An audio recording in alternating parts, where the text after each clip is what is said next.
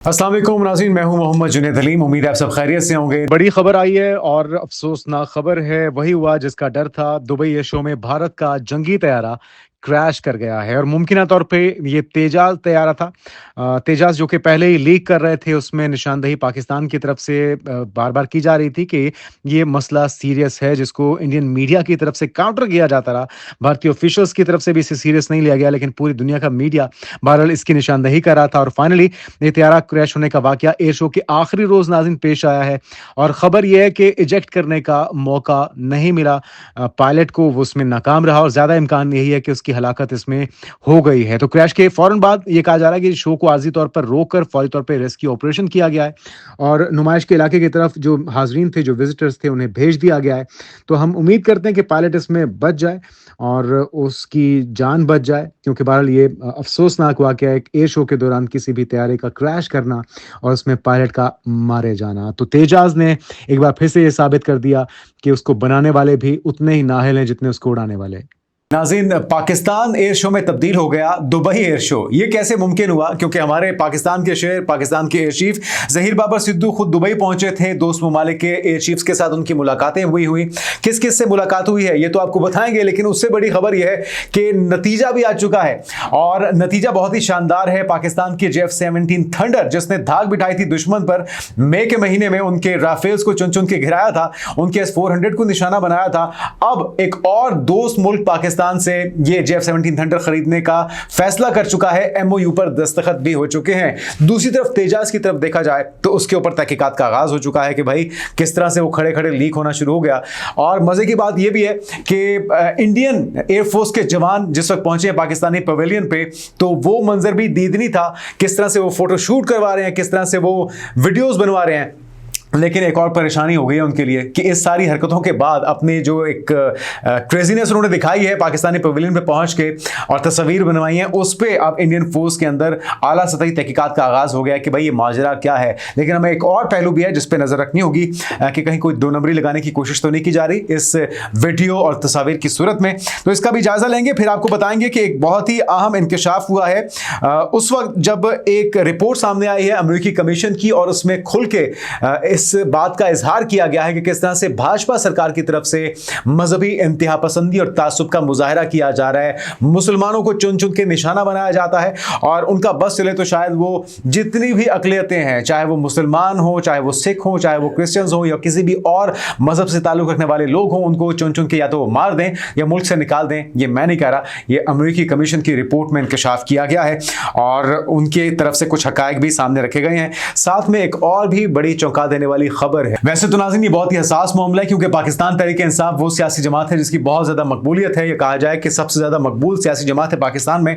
तो गलत नहीं होगा। लेकिन इंडियन मीडिया इस वक्त ये क्लेम कर रहा है कि एनडीए, नेशनल डेमोक्रेटिक अलायंस जो है, उसने बिहार के इलेक्शन के अंदर मोदी को जितवाने के लिए और साथ में मई में पाकिस्तान और भारत के दरमियान होने वाली जंग के अंदर भारतीय नैरेटिव को जीता हुआ दिखाने के लिए या भारत को पाकिस्तान से जीतता हुआ दिखाने के लिए कुछ करोड़ों रुपए की फंडिंग की है पाकिस्तान तहरीक इंसाफ को।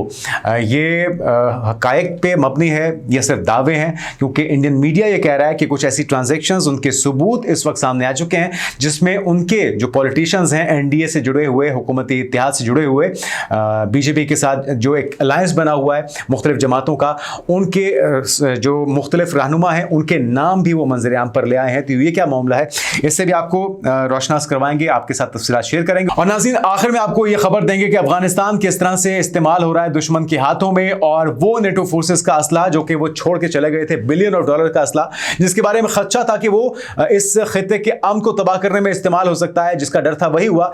इंडियन इंजीनियर्स जाके उन असला जात को, चाहे वो हमवीज हो, चाहे वो तैयारे हो या दीगर असला, उसको रिपेयर कर रहा है और उसको पाकिस्तान के खिलाफ इस्तेमाल करने के लिए लगभग 20 से ज्यादा ऐसे तंजीमें हैं, ऐसे गिरोह हैं जिन्हें दोबारा से रिवेपनाइज किया जा रहा है और पाकिस्तान पाकिस्तान के खिलाफ आने वाले वक्त में इस्तेमाल किया जा सकता है। और इसको लेकर एक साबिक CIA के ऑफिशियल थे जिनकी तरफ से ये इंकशाफ किया गया है कि मोसाद के पेरोल पर हैं वो तमाम अफगानी जो कि ईरान के अंदर जासूसी करते रहे, पाकिस्तान के अंदर जासूसी कर रहे हैं, और ये भी आने वाले वक्त में बहुत बड़ा खतरा हो सकते हैं। तो बहुत सी अहम डेवलपमेंट्स हैं, बहुत सी अहम मालूमात हैं जो कि आज की वीडियो में आपके साथ शेयर करेंगे। आगाज कर लेते हैं। पाकिस्तान के जो शाहीन थे उनकी धूम मच चुकी है दुबई एयर शो, जो कि अब पाकिस्तान एयर शो में तब्दील हो चुका है और उसका नतीजा भी आ चुका है। पहला नतीजा यह है कि जो F-17 थंडर की डील हो चुकी है एक और दोस्त मुल्क के साथ, और MOU पर दस्तखत भी हो चुके हैं। साथ में नाज़रीन, जो पाकिस्तानी एयर चीफ हैं ज़हीर बाबर सिद्धू, जिनकी उनकी दबंग एंट्री हुई थी दुबई एयर शो में, तो उनकी मुख्तलिफ एयर चीफ्स के साथ मुलाकातें हुई हैं। एक तो बांग्लादेश के एयर चीफ, ऑस्ट्रेलिया के air chief, royal air force के चीफ जो थे UK के, वो भी वहाँ पर मौजूद थे, और UAE के यानी कि मुत्तहिदा अरब अमारात के एयर चीफ के साथ भी उनकी अहम मुलाकातें हुई हैं और बाहमी दिलचस्पी की उम्र पर तबादला ख्याल किया गया है। एयर चीफ ने UAE के अंडर सेक्रेटरी दिफा, commander UAE air force command and defence major general Rashid Mohammed Al Shamsi और दोस्त ममालिक के एयर चीफ से ये अहम मुलाकातें की हैं, जिसकी तस्वीर आप देख भी रहे होंगे। इन मुलाकातों में उभरती एरोस्पेस टेक्नोलॉजीज में इश्तिराक और ऑपरेशनल हमआहंगी निज़ाम को मजीद मौसर बनाने पर बातचीत हुई है। साथ ही जो UAE की अस्करी क़यादत है, इसने मुश्तरका मशकों, पेशा वराना तबादलों के अज़्म का इजहार किया है। दीगर ममालिक के साथ भी जो दिफा का ताउन है उसे मज़ीद बढ़ाने पर इत्तेफाक किया गया है। लेकिन जो असल खबर है, जो असल खुशखबरी है, वो ये है जनाब के जो F-17 थंडर है उसने ना सिर्फ अपनी तरफ मुतवज्जे किया है तमाम हाज़रीन को। पहले दिन तो रिकॉर्ड टूट गया था ना, 11,000 से ज़ायद लोग इस पवेलियन पर, पाकिस्तानी पवेलियन पर, पाकिस्तानी तैयारों को, पाकिस्तानी मिसाइल्स को देखने के लिए पहुंचे थे। लेकिन खबर जब सामने आई है कि F-17 थंडर ब्लॉक 3 तैयारा जो है वो खुसूसी तवज्जो बनने के बाद और अपना मैदान जंग में अमली मुजाहरा दिखाने के बाद एक और दोस्त मुल्क है, और हमारा, मेरी ये ज़ाती राय है, मेरी ये मालूमात बता रही हैं, हमारे ज़रा ये कहते हैं कि ये मुल्क बांग्लादेश हो सकता है, जो कि पाकिस्तान से अब अज़रबैजान के बाद, क्योंकि आपने हाल ही में देखा कि पाकिस्तान ने जो 40 तैयारों की डील की थी अज़रबैजान के साथ, जिसकी पहली खेप वहाँ पर पहुँचा दी भी गई है, और अज़रबैजान की फ़िज़ाओं में हमने F-17 थंडर को उड़ान भरते भी देखा था। तो अब एक और दोस्त मुल्क के साथ ये डील होने जा रही है। ऑफिशियली ये बता दिया गया है कि डील हो चुकी है, MOU पर दस्तखत भी कर दिए गए हैं। मुल्क का नाम नहीं बताया गया, लेकिन हमारे जरा ये कहते हैं कि मुमकिन तौर पे ये मुल्क बांग्लादेश हो सकता है। और इस वक्त यकीनी तौर पे जो भी मुल्क इस डील को मैच्योर करेगा, या जिस भी मुल्क को ये तैयारे मिलेंगे, वो यकीनी तौर पे अपने दिफा को, अपनी फ़िज़ाई हुदूद को नाकाबिले तस्ख़ीर बनाएगा, और दुश्मन के लिए यकीनी तौर पे वो डरावना ख्वाब साबित होगा। जिस तरह से पाकिस्तान ने अपने दुश्मन को सबक सिखाया है, वो भी अपने दुश्मन को यकीनी तौर पे बाज रखने में कामयाब होंगे। आगे बढ़ते नाज़रीन, दीगर डेवलपमेंट्स हैं बहुत ही अहमियत के हामिल हैं। एक तो ये कि पाकिस्तानी पवेलियन पर हमने देखा बहुत ही दिलचस्प मनाजिर थे, जिस वक्त इंडियन एयर फोर्स के जवान उमड़ कर आए, उसमें ख़वातीन भी हैं, उसमें कुछ मर्द हजरात भी हैं, तस्वीर ली जा रही हैं और सेल्फीज ली जा रही हैं, वीडियोस बनवाई जा रही हैं। लेकिन इसके दो पहलू हैं। एक तो ये कि इंडियन एयर फोर्स के अंदर ये कहा जा रहा है कि तहकीकात का आगाज कर दिया गया कि भाई आप इतने जो बेतकल्लुफ हो रहे हैं, और खबर ये भी है कि पाकिस्तानी पवेलियन आने पर पाकिस्तान की तरफ से, पाकिस्तानी ऑफिशियल्स की तरफ से उन्हें चाय की दावत भी दी गई है कि आइए आपको चाय पानी पूछते हैं, चाय पिलाते हैं। क्योंकि आपको वो तारीखी जुमला टीज फैंटास्टिक वाला तो याद होगा, जब अभिनंदन की तरफ से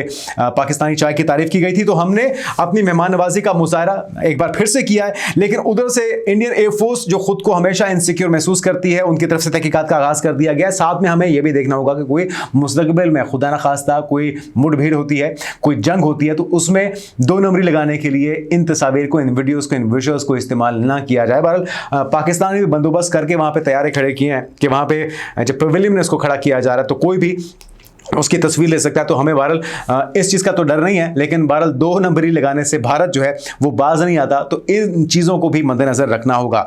आगे बढ़ते नाज़रीन, और अब आते हैं अगली खबर की तरफ। बीजेपी भारत की एक वाज़ेह हिंदू रियासत बनाने की कोशिश में मसरूफ़ है। अमरीकी कमीशन की तरफ से ये बड़ा इंकशाफ सामने आया है और तफसीली रिपोर्ट उनकी तरफ से नशर की गई है, जो कि आपके साथ शेयर कर देते हैं। अमरीकी कमीशन बराए बैनुल-अक़वामी मजहबी आज़ादी ने भारत में मजहबी तासुब पर एक रिपोर्ट जारी की है, और इसके मुताबिक इसमें भारत का सियासी निज़ाम मजहबी अक़लियतों के खिलाफ इम्तियाजी सलूक को फ़रोग़ देता है, वो ये दावा कर रहे हैं। यही तो हम इतने सालों से कहते आ रहे हैं, यही तो बुनियाद थी पाकिस्तान बनने की, यही तो दो कौमी नज़रिया था जिसकी वजह से कायद-ए-आज़म मोहम्मद अली जिन्ना और अल्लामा इकबाल ने ख्वाब देखा कि इस वक्त की ज़रूरत 1947 में सबसे ज़रूरी चीज़ ये है कि एक और मुल्क मुसलमानों के लिए होना चाहिए, वरना ये हमारी ज़िंदगियाँ अजीरन कर देंगे। और आज भी जो लोग अपना जहर उगलते हैं कायद-ए-आज़म के खिलाफ, उन्हें देखना होगा कि आज जो मुसलमान भारत के अंदर ज़िंदगियाँ गुजार रहे हैं वो कितने मसाइल का शिकार हैं, वो कितने अज़ियत से गुजरते हैं।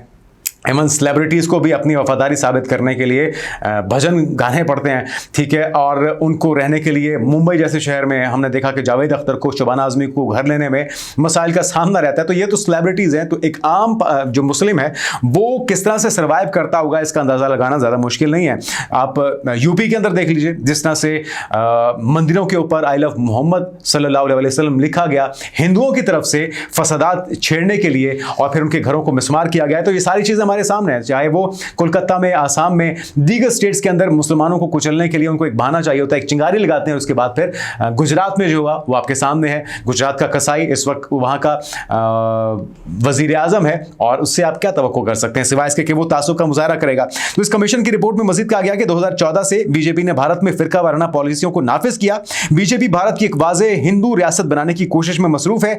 आरएसएस का बुनियादी मकसद भी भारत को एक हिंदू रियासत बनाना है और बीजेपी के लिए आरएसएस रज़ाकार देती है और मोदी भी उन्हीं में शामिल हैं। साथ में बीजेपी और आरएसएस की ताल्लुकात इम्तियाजी कवानीन की राह हमवार करते हैं। कौमी और रियासती सतह के कवानीन भारत में मजहबी आज़ादी पर सख्त पाबंदियां लगाते हैं। लेकिन इस सब में खुशाइन बात यह है कि अमेरिका की तरफ से, अमेरिकी कमीशन की तरफ से इसे रिपोर्ट किया जा रहा है, तो दुनिया को अब यह नजर आना शुरू हो चुका है और यह तब्दीली हम देख रहे हैं कि मई के बाद एक टोटल जो शिफ्ट है, चाहे वो मीडिया हो मगरबी, चाहे वो ममालिक की पॉलिसी हो, डोनाल्ड ट्रंप के बयानात हों, तो पाकिस्तान काफ़ी हद तक भारत को, भाजपा सरकार को, नरेंद्र मोदी के मकरू चेहरे को दुनिया के सामने लाने पर जो है उसमें कामयाब हुआ है। और दुनिया अब उस दुनिया की सबसे बड़ी सेकुलर जमहूरियत होने का जो दावा करती थी उसका हकीकत पर मबनी जो चेहरा है, शाइनिंग इंडिया का असल जो किरदार है वो देख रही है और ये एक पॉजिटिव चेंज है। तो हम उम्मीद करते हैं कि इससे तब्दीली आएगी और मुसलमानों के लिए, अक़लियतों के लिए वहां पे सांस लेना आसान हो सकेगा। नाज़रीन, एक और दावा किया जा रहा है इंडियन मीडिया की तरफ से। पाकिस्तानी मेन स्ट्रीम मीडिया पे अभी तक हमने ये खबर रिपोर्ट होते हुए नहीं देखी, लेकिन हम आपके साथ ये शेयर कर रहे हैं। बहुत बड़ा दावा है। इसके दो पहलू हो सकते हैं। एक तो ये कि ये जो फंडिंग हुई है जिसके बारे में कहा जा रहा है कि एनडीए के कुछ सियासतदान हैं जिनके बैंक अकाउंट्स, ट्रांजेक्शंस और कहां से ये बैंक अकाउंट्स ऑपरेट हुए हैं, ये तस्वीर और ये डिटेल सामने आई है। साथ में वो कह रहे हैं कि बिहार के इलेक्शन में और मई में होने वाली पाक भारत जंग के अंदर भारतीय नैरेटिव को, नरेंद्र मोदी को जीता हुआ दिखाने के लिए, इंडियन फोर्सेस को जीता हुआ दिखाने के लिए आपने नैरेटिव बनाना है। डिजिटल मीडिया पे, सोशल मीडिया पे, मेन स्ट्रीम मीडिया पे लोगों की ज़हनसाजी करनी है। खबर क्या है पहले वो सुन लीजिए। अच्छा जी, इब्तिदाई नताइज को कौमी सलामती के संगीन खिलाफ वर्जी और बिहार बैक चैनल करार दिया जा रहा है, जिसमें नीतीश कुमार और सम्राट चौधरी समेत 4 बड़े नाम सामने आ रहे हैं और ख्याल जाहिर किया जा रहा है कि तहरीक इंसाफ के ऑपरेटिव्स को फंडिंग मुंतकिल करने के लिए दुबई और बरतानिया की कंपनियों को इस्तेमाल किया गया है। जबकि इस सिलसिले में भारत तहकीकाती इदारों ने बाज़ाब्ता इन्वेस्टिगेशन शुरू कर दी है और इनक्रिप्टेड पैगामात, ऑफशोर बैंक लिंक्स और डिजिटल प्रोपेगेंडा पैटर्न्स को बेनकाब किया जा रहा है। पालकी शर्मा और उन समेत दीगर जो मेन स्ट्रीम मीडिया इंडिया का, वो ये दावा कर रहा है। मजीद उनका क्या कहना है, उन्हीं की जुबानी सुनिए। We begin tonight with a story that has shaken the very foundations of Indian democracy and national integrity.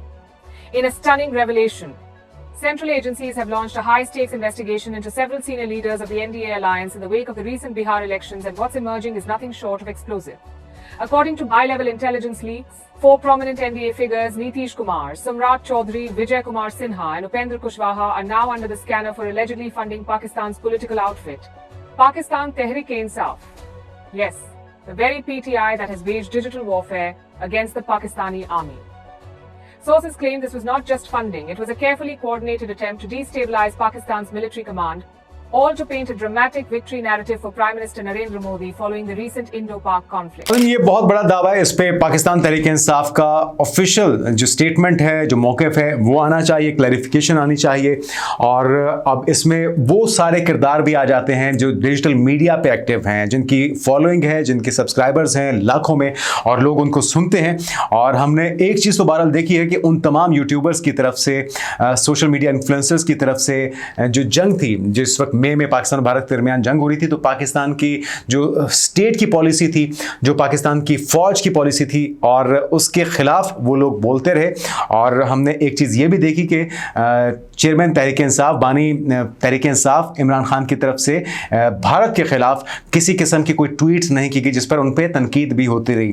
तो ये मामला क्या है, इन तमाम जो पॉलिटिकल पार्टी हो या उनके चाहने वाले हों या इन्फ्लुएंसर्स हों, उनका इस बारे में क्या मौक़िफ़ है, अपनी वजाहत में वो क्या कहना चाहते हैं या आना चाहिए। बहरहाल वो अपने सियासतदानों का नाम इसमें खुलकर ले रहे हैं, वो 4 किरदार जिनका तस्करा भी पालकी शर्मा ने भी किया है, और उनके तमाम मेन स्ट्रीम मीडिया पे ये खबर इस वक्त सर्कुलेट कर रही है, जिसके जो अगर असरात बहुत ही हैरानकुन और तबाहकुन हो सकते हैं अगर इसमें पाकिस्तान की तरफ से भी कोई इन्वॉल्वमेंट पाई जाती है। और अगर ऐसा है कि आपने पैसे ले लिए हैं और सिर्फ इस वजह से कि इंडिया को डैमेज किया जा सके और उसको डिलीवर नहीं किया, फिर तो बहुत अच्छी बात है। लेकिन अगर आपने इस तरह की कोऑर्डिनेशन की है पाकिस्तान की स्टेट के खिलाफ, पाकिस्तान की फौज के खिलाफ, या पाकिस्तान के नैरेटिव को अगर आपने डैमेज करने की कोशिश की है, तो फिर यकीनी तौर पर पाकिस्तान तहरीक इंसाफ के लिए न सिर्फ ये लम्हा फिक्री है, बल्कि उनके लिए आने वाले वक्तों में बहुत सी मजीद मुश्किलात पैदा हो सकती हैं। तो हम उम्मीद करते हैं कि ऐसा कोई मामला सिर्फ भारत की हद तक तो होगा, भारत के दावे तक तो होगा, लेकिन इसमें किसी किस्म की यहाँ इस तरफ से इन्वॉल्वमेंट सामने नहीं आएगी।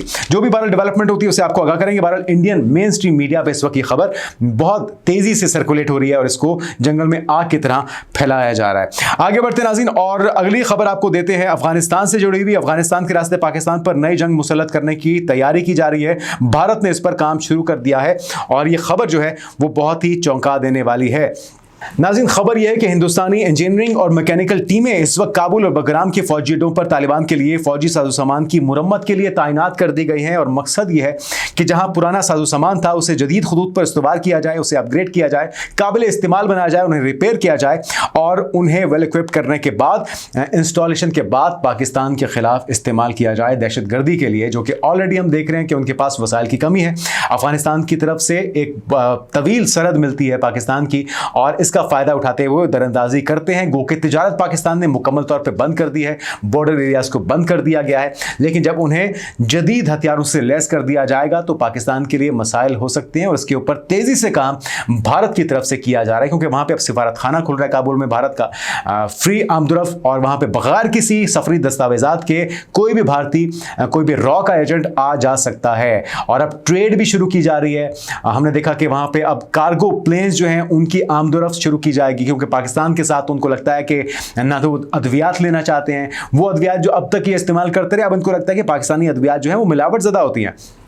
ये जानते बूझते हुए कि पाकिस्तान से बड़े पैमाने पे स्मगलिंग होती है और पाकिस्तान को अरबों डॉलर्स का नुकसान होता है अफगानिस्तान में स्मगलिंग होने की वजह से। हमारी जो करेंसी है डिवैल्यू होने की बड़े वजह अफगानिस्तान में जाने वाले डॉलर्स थे, और जब इस पर चेक एंड बैलेंस रखा गया है, जब जो ह्यूमन ट्रैफिकिंग है, जो ड्रग का मामला है, जो ड्रग्स की सप्लाई है, इन सारी चीज़ों पर जब हमने रोक लगाई है, जब हमने इसके ऊपर मॉनिटरिंग को सख्त किया है, तो अब तकलीफ हो रही है अफगानिस्तान को, इस पे अफगान तालिबान की रिजीम को। और हम एक और चीज़ भी देख रहे हैं कि ईरान की तरफ से भी मजीद बॉर्डर एरियाज को सख्त कर दिया गया है, वहाँ पे निगरानी को सख्त कर दिया गया, और प्रॉपर जो चैनल है उसको यूटिलाइज करते हुए वो कहते हैं कि जी किसी किस्म की कोई रियायत नहीं बरती जाएगी और प्रॉपर जो प्रोसेस है उसको फॉलो करते हुए अफगानियों को आने की इजाज़त दी जा सकती है। आंखें बंद करके कोई भी इनको अपने मुल्क में दाखिल करने पर तैयार नहीं है, सिवाय भारत के जो किसी गलतफहमी का शिकार है कि वो इनसे फायदा हासिल कर लेंगे। इन्हें यकीनी तौर पे अभी भी इसके असरात का सामना करना पड़ रहा होगा, लेकिन कुछ अरसे के बाद इनको असल नताइज मिलने शुरू हो जाएंगे। नाज़रीन, आखिरी खबर आपको देते हैं और वो भी बहुत ही अहम खबर है, और वो दावा किया गया है साबिक CIA चीफ हैं जॉन केरिया, जिनकी तरफ से बताया गया है कि अफ़गानिस्तान में गुर्बत अफलास की वजह से मोसाद ने इस चीज़ का भरपूर फ़ायदा उठाया। नेटो के इनखला के बाद जो एक ज़बोहाली की सूरत हाल थी अफ़गानिस्तान में, ना उनके पास कोई रोज़गार का ज़रिया था और ना ही दुनिया उनके साथ कोई तिजारत करना चाहती थी। तो ऐसे में मोसाद ने मौके गनीमत जाना और ईरान पर धावा बोलने के लिए, पाकिस्तान के ख़िलाफ़ इस्तेमाल करने के लिए उसने $100 में अफगानियों को भर्ती किया और उनसे जासूसी करवाई। और आज ईरान को समझ में आ रही है कि उन्हें कितना डैमेज किया है इंडियंस ने और अफगानियों ने। क्या दावा किया जा रहा है साबिक CIA ऑफिशियल जॉन केरिया की तरफ से, उन्हीं की जुबानी सुनिए। So what they did is there are hundreds of thousands of Afghan refugees in Iran, right? They'll never get Iranian citizenship. And because they don't have paperwork, they're not entitled to free medical, to food aid, welfare, nothing. And they're desperate. Well, those are the guys that the Israelis recruited. It's like, we want you to stand on this corner. And every time you see this general drive by, make a note of it and then transmit it back to us. Here's $100. They recruited thousands of these guys. तो नाज़रीन, ये वो network था जिसे इस्तेमाल किया गया Mossad की तरफ से, इजराइल की तरफ से ईरान के अंदर जासूसी के लिए। वो हज़ारों की तादाद में अफगानी जिनके कोई डॉक्यूमेंट्स नहीं थे, जिनकी कोई रजिस्ट्री नहीं थी, जिनका कोई इंदराज नहीं था, उन्हें $100 में ख़रीदा गया, उनकी वफादारियों को ख़रीदा गया और ईरान के ख़िलाफ़ इस्तेमाल किया गया। उनकी टॉप टियर लीडरशिप या उनके टॉप टियर साइंटिस्ट जो हैं, उन्हें एक एक करके निशाना बनाया गया। और जब तक ईरान को इस चीज़ की समझ में आई, तब तक बहुत देर हो चुकी थी। लेकिन बहरहाल अब ईरान की तरफ से एहतियात बढ़ती जा रही है। हमें भी एहतियात करनी होगी, क्योंकि हमारे पास अब भी लाखों की तादाद में अफगानी मौजूद हैं। उनका इनखला तो शुरू कर दिया गया है, लेकिन मुकम्मल तौर पे उन्हें वापस उनके मुल्क भेजने में बड़ा वक्त लगेगा। और कहीं ऐसा ना हो कि तब तक बहुत नुकसान हो चुका हो। तो पाकिस्तान ने काम शुरू कर दिया, अब बारी भारत की है। भारत इनसे दोस्ती की कीमत यकीनी तौर पर चुकाएगा और अफगानियों को भी पता चल जाएगा बहुत जल्द कि इन्हें टिश्यू पेपर की तरह इस्तेमाल करके किस तरह से भारत की तरफ से फेंक दिया जाएगा और या फिर रास्ते से हटा दिया जाएगा। बहरहाल आने वाले दिनों की पेशरफ से आपको आगाह करते रहेंगे। अपना ख्याल रखिएगा। अल्लाह हाफिज़।